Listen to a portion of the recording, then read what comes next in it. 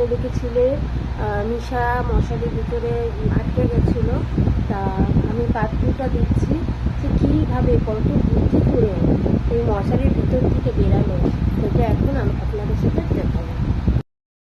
Hello guys, আজকে আমি অনেক বুদ্ধি করে আমি এই জায়গা থেকে আমি বেরোতে পারবো। জাস্ট ঠিক আছে, দাঁড়াও, দেখবে।